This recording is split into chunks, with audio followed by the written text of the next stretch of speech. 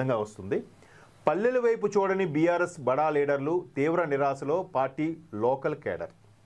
అంటే ఎంతసేపు పట్టణాలు అభివృద్ధి విశ్వనగరంగా హైదరాబాద్ చేశాం, ఈరోజు హైదరాబాదు ఈ స్థాయిలో ఉండడానికి కారణం బీఆర్ఎస్ ప్రభుత్వమే అని ఒకవైపు, ఏదైతే గత ప్రభుత్వ హయాంలో ఆంధ్రప్రదేశ్లో జగన్మోహన్ రెడ్డి గారు ఎదుర్కొంటున్న విమర్శలు ఇప్పుడు అక్కడ కూడా ఎదుర్కొంటున్నారు. అక్కడ కూడా జగన్మోహన్ రెడ్డి గారి ఆడబిడ్డ షర్మిల గారు బయటకు వెళ్ళిపోవడం, ఎక్కడ కూడా బీఆర్ఎస్ యొక్క ఆడబిడ్డ కవితమ్మ బయటకు వచ్చేయడం, పైపచ్చు రీసెంట్గా భట్టి విక్రమార్క గారి అబ్బాయి ఎంగేజ్మెంట్కి ఆవిడ కాషాయము గ్రీను అంచులున్న చీర కట్టుకొని వెళ్ళడం, ఇవన్నీ సింబాలిక్ రకరకాల ఆరోపణ. షర్మిల గారు కూడా కాంగ్రెస్లోకి వెళ్ళారు, ఇక్కడ కవిత గారు కూడా కాంగ్రెస్లోకి వెళ్ళబోతున్నారా అనే ప్రశ్నలు వినిపిస్తున్నాయి.